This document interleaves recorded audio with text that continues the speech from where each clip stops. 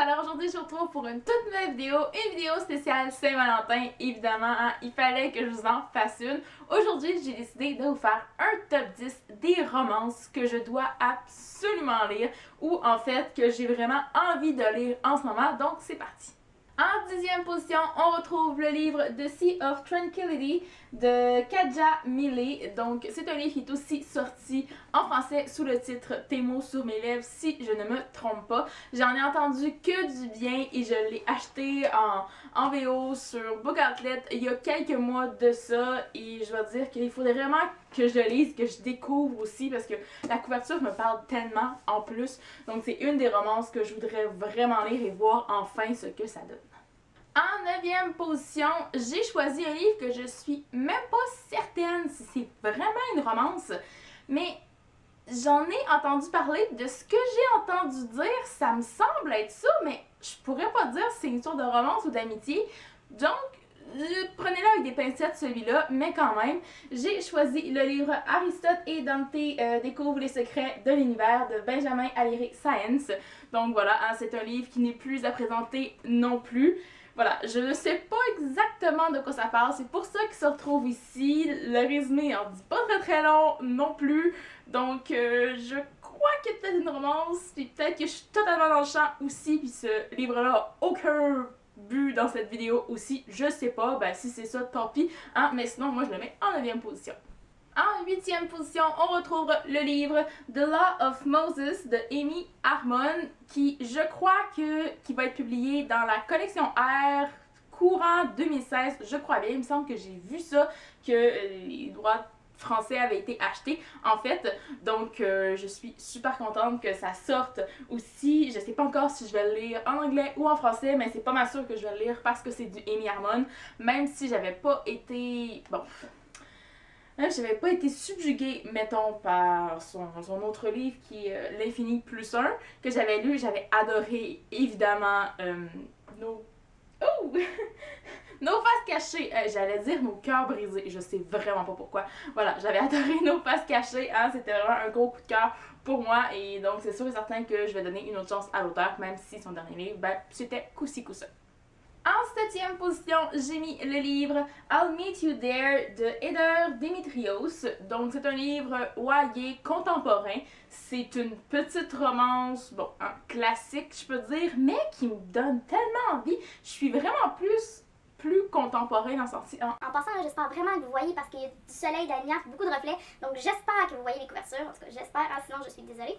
Mais pour revenir au livre, c'est, je sais pas pourquoi, mais ce livre-là m'attire depuis qu'il est sorti. La couverture et ce que j'entends dire sur ce livre-là m'attire énormément. Donc c'est une romance, c'est peut-être pas une grosse romance, c'est peut-être pas une romance comme on l'entend pour beaucoup d'autres livres qui sont plus new adultes ou pour adultes, parce que c'est la romance YA, mais tout de même j'ai bien envie de lire ce livre-là.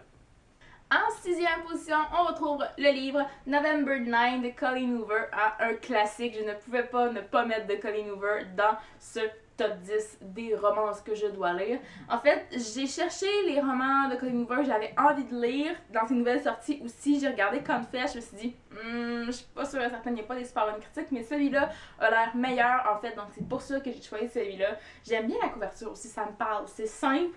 Mais j'adore ça. Donc, je crois aussi que si c'est pas encore fait, c'est pas mal sûr que ça va sortir chez Hugo & Co. en fait, parce que, bon, hein, tous les livres de Colleen Hoover sont publiés dans cette collection-là, en fait, chez cette maison d'édition-là. Donc, c'est pas mal sûr et certain que ça va sortir. Donc, je sais pas si je vais lire en anglais, en français, mais c'est pas mal sûr qu'il va finir par être lu un jour. En 5e position, on retrouve le livre The Choice de Nicholas Sparks. En fait, ce livre-là, j'ai quand même depuis assez longtemps parce que, comme vous pouvez le constater, j'ai la couverture originale du livre parce qu'il y a un film, évidemment, ce livre-là a été adapté en film et le film est sorti courant du mois de février. En fait, je crois qu'il est sorti la semaine dernière, je suis pas certaine, mais il va sortir, en tout cas, ça sort dans le mois de février, hein, ça, je peux vous l'assurer, en fait.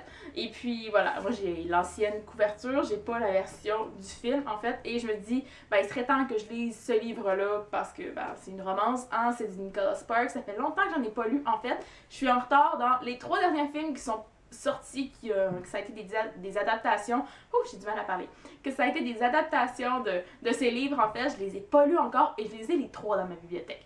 Donc, il faudrait vraiment celui-là en plus que je le lise. J'ai choisi celui-là parce que le film est sorti ce mois-ci en fait. Donc, ça me donne une raison de le lire. Et puis, il faudrait vraiment que je me remette au Nicholas Sparks.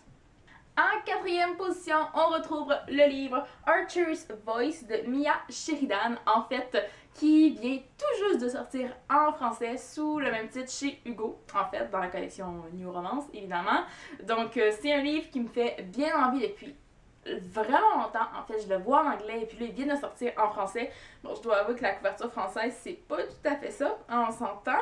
La plupart des personnes n'aiment pas la couverture et je préfère de loin celle-ci, même si c'est bon. J'en ai vu des plus belles quand même, mais bon, c'est pas le sujet de la vidéo en ce moment, c'est juste la romance et j'ai entendu dire que c'était vraiment extraordinaire comme livre aussi, donc j'ai bien hâte de le lire.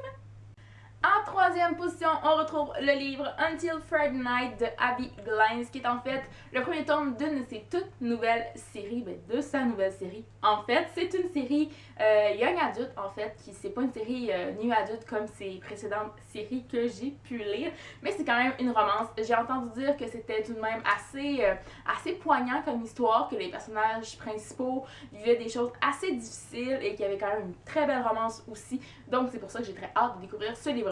Et en plus, petit scoop, je l'ai commandé dans ma dernière commande Book Outlet, donc il est arrivé et j'ai hâte de mettre la main dessus.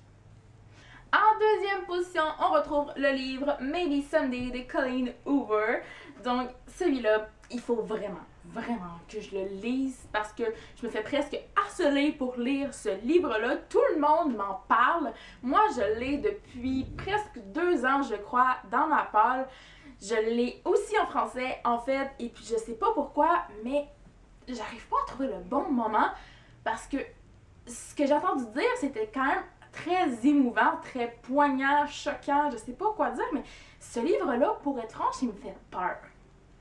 Mais j'ai vraiment envie de savoir de quoi il s'agit, parce que je sais que c'est une excellente lecture, c'est peut-être un des meilleurs livres de Colleen Hoover jusqu'à présent, peut-être même le meilleur selon certains, donc il faut vraiment que je le lise, mais il me fait peur.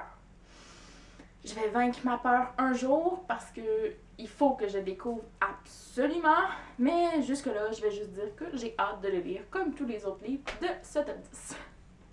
Et finalement, le livre qui se trouve en première position de ce top 10, roulement de tambour, il s'agit de Me Before You de Jojo Moyes, en fait, qui est sorti aussi en français sous le titre Avant Toi, je crois que c'est ça. Et puis, évidemment, c'est un livre qui fait énormément parler de lui depuis que la bande-annonce du film est sortie, je crois, au courant de la semaine, si je me trompe pas. Ça fait pas plus qu'une semaine que c'est sorti. Donc, moi aussi, ça m'a quand même donné envie de le lire. J'avais vu passer ce livre-là beaucoup avant, j'en avais entendu beaucoup de bien, mais j'avais jamais accroché. Et puis là aussi, je veux aller voir le film cet été.